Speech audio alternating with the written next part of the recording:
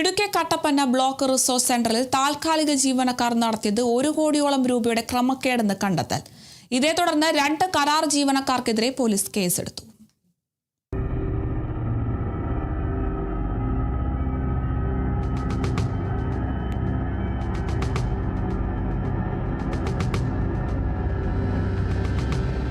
കട്ടപ്പനയിലെ block resource സെന്ററിൽ 32 ലക്ഷം രൂപയുടെ ക്രമക്കേട് നടന്നതാണ് ആഭ്യന്തര ഓഡിറ്റിൽ കണ്ടെത്തിയത്.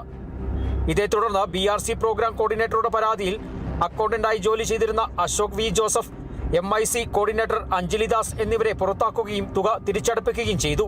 എന്നാൽ പിന്നീട് നടത്തിയ പരിശോധനയിലാണ് 1 കോടിയോളം രൂപയുടെ ക്രമക്കേട് കണ്ടെത്തിയത്. 2022 ഏപ്രിൽ 1 മുതൽ ഈ വർഷം ജൂൺ 30 വരെയുള്ള കാലയളവിൽ BRCയിലേക്ക് വന്ന 1 കോടിയോളം രൂപ ഇരുവരും വിവിധ ബാങ്ക് അക്കൗണ്ടുകളിലേക്ക് മാറ്റിയെന്നാണ് പരാതി. ഇപ്പോൾ കേസ് രജിസ്റ്റർ ചെയ്തിട്ടുള്ളത് 1 കോടി രൂപയ്ക്കാണ്. അപ്പോൾ ഇത് കേവലം 2 കരാർ ജീവനക്കാർ മാത്രമല്ല, ഇതുമായി ബന്ധപ്പെട്ടിട്ടുള്ള ഉന്നതരാരൊക്കെ ഉണ്ടോ അവരെല്ലാം നിയമത്തിന് മുമ്പിൽ കൊണ്ടുവരണം.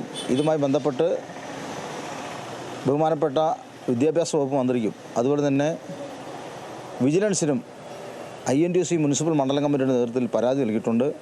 മാത്രമല്ല, ഇതിന് പിന്നിൽ പ്രവർത്തിച്ച ആളുകൾ ഇവിടെ കഴിഞ്ഞ 10 വർഷക്കാലമായി ഇടതുപക്ഷ ജനാധിപത്യ മുന്നണിയാണ് ഈ സംസ്ഥാനം ഭരിച്ചുകൊണ്ടിരിക്കുന്നത്. തീർച്ചയായിട്ടും ഇവിടെ ഈ BRCയിലെ കാര്യങ്ങൾ മുഴുവൻ നിയന്ത്രിച്ചുകൊണ്ടിരുന്നത് ഇടതുപക്ഷ സഹയാത്രികരായിട്ടുള്ള അധ്യാപകരുമാണ്. വിശദമായ ഓഡിറ്റിംഗിലാണ് 1 കോടി രൂപയുടെ ക്രമക്കേട് കണ്ടെത്തിയത്.